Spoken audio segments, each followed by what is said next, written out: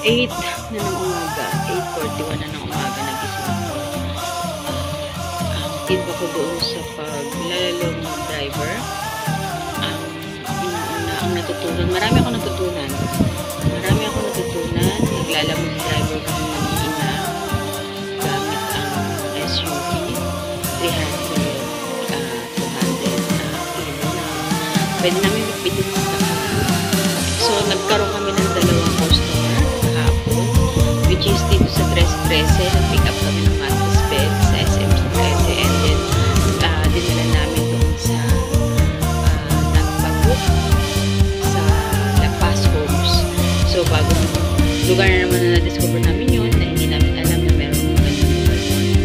And then ang pangalawang natanggap namin na nireceive namin as pick up booking is sa Las Piñas, halaman na plantita na malalaki, and then i-deliver namin sa Taguig. Okay, so sobrang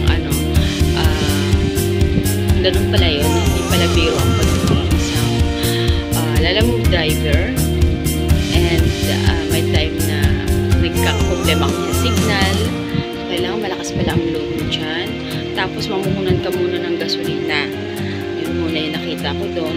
Bawa, mamuhunan ka na 1,000 gasolina. So siguro kailangan mabawi mo yun para kahit paano tumubo ka naman dun sa gasolina mo. So kami mag-iina, medyo naligaw-ligaw kami pa uwi. So ito yung mga kaganapan na nangyari sa amin kahapon. First time sa lalamove driver.